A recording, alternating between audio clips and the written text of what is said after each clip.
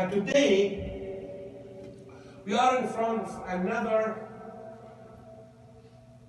parable or another proverb that Jesus are telling the people in the book of Luke, chapter 18.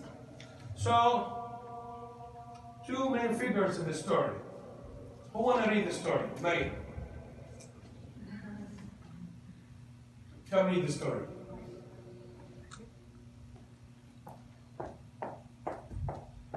Get Maria a microphone and let her read the story. Yes. I can read it out loud. Okay. I have a loud voice. All right. Okay. The Pharisee and the publican. Pharisees and publican. The Okay. Pharisee and the publican. So we have two people, Pharisee and publican. Not Republican. Well, tax collector. You right? Okay, then. And he also told this parable to some people who trusted in themselves that they were righteous and viewed others with contempt. So, who was the audience? Not the good people, it was the bad people, right? Who was what? Trust themselves, they are righteous. And what the Bible teach about righteousness? What St. Paul said. Nobody is righteous. Everybody sins and need the glory of God. So pretty much, Jesus here is talking about the people that found themselves righteous. And they are, which means, if I find myself righteous, that means that I am better than Michael. Because I consider Michael as a sinner, I am better than him, so I'm righteous and he's a sinner. Which Jesus teaches that it's refused. He wants to show us that everybody needs God. And we will come to the parable and we will see what Jesus looked and what the Jesus vision about who's righteous, who's not. Okay, go ahead. Two men went up into the temple to pray, one a Pharisee and the other a tax collector. Okay. One Pharisee and the other one was? A tax collector. What's the Pharisee? Who knows what's the Pharisee? Pharisee is a group of theologians and very righteous people. It's a group of priests. Well, not Christian priests, but Jewish priests, which they were so religious people, they follow strictly the canon law, or the law of the Old Testament. And now after we keep reading, we'll see how good are these people, because they are good through themselves, because they think that by following the rules and the law of Moses, that make you righteous. And St. Paul connects this later on in his Romans, that the law that was given to Moses never, ever was able to make people righteous, because you were always going to break it, and that's number one. Number two, if your heart is not righteous, you are not righteous. And that's what St. Paul to Romans say. Go ahead, then. The Pharisee stood and was praying this to himself. God, I thank you that I am not... Okay, he's praying to himself. And then, what did he say? God, I thank you I am not like other people. Okay. God, I am not like the other people. What the Pharisees did, he came and he stood in the front of the temple, showing himself to everybody, because God, thank you, I am not like other people. He started wrong. He judged people. He was not praying to God. He was showing off himself and showing off that he is what? Go ahead. Not like other people, swindlers, unjust, adulterers, or even like this tax collector. So, he judged people, and even he was not focusing on his prayer. So, and because the guy was standing in the front, and then we will see that the tax collector is in the back of the temple. But he was not focusing. He was like, thank you, Lord, I am better than other people, and I am better than that tax collector. So he was not even thinking about what he's praying about, because he was watching people. You guys think that this person came to pray? What did he came for? Praise himself. Right? Go ahead. I fast twice a week. I fast. I pay tips of all I Tithes. get. You know what's the tithes?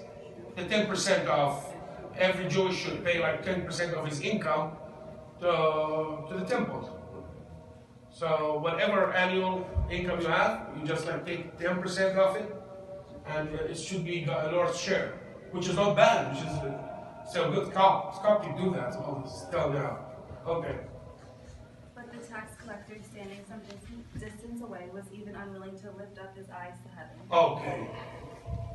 So where's the tax collector was? He was still far in the back. Right? So can you show? That guy was standing in the front of the temple, and the other guy was so shy of himself, and so shy from the others, and so shy from God that he can't even come and stand in front of the Lord.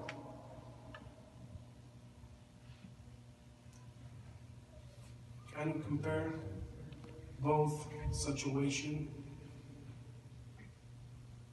This guy came to show off, telling God that what he did. He paid the 10%, he prayed, he washed his hand, he do whatever the Lord asked in the law. And he's proud of it. And the other guy, who's the tax collector? He's a person who's hired by the Roman. It's the Romanian IRS. Right? Who loves IRS? Nobody loves IRS, right? Who loves IRS? No, but because this is actually, it's a system was made start in Roman Empire. The tax system started with the Romans. If you just read the story of all the history of the taxes and the governments, the Romans start this tax system. So they used to take money from people, and then they use it to, they didn't use it to pave or whatever. It used to be like they used it for the army and blah blah blah. It was a primitive system back in the days. But everybody who was living in the Roman Empire should pay the taxes. And Romans actually didn't have an IRS back in the days. They have what? Agents. Right? And what the agents should do, they should, they have system and names and addresses, and everybody should pay the taxes. So who will love the tax collector? Nobody. He was hated by everybody. He was a sinner. And the most important thing, he knew he's a sinner. He feel it. He was shamed. He stand back. He didn't have the courage to come in front of the temple and ask God for forgiveness, because he felt how sinner is he. And that's what the repentance is about. The tax collector has the power to come, and everybody was fear of him, right? Everybody was trying to, they hate him, but they don't show that they hate him. He has the real power to come and stand in the front of the temple. But the guy came bringing his heart to Lord, very knowing that he is a sinner. Not like this righteous guy who was following all the law, all the book of Moses. But now, keep on, Maria. What did Jesus say about it? But was beating his breast, saying, God be merciful to me, this sinner. He was beating his breast. He was not knocking. He was punishing himself. Shia do it, right? Yeah. So we move it to the beating, but knocking, but it used to be beating. So it's a kind of, I am so regret. So I'm punishing myself. This man went to his house justified rather than the other, for everyone who exalts himself will be humbled. Okay. So who were justified? Which prayer is, think of it, which prayer was more accepted? The tax collector or the phrase, why? It comes from his heart. It's a symbol of how shy the person should be when he do the sin. And he came to God and said, you know what, God? I'm not going to use my power and show off in the middle of the temple. I'm going to bring my heart and bring my sin to you, to your house. Deal with it. That's what the prayer should be. When we shy of ourselves, when we bring it to the Lord and say, God, forgive me that I have sinned.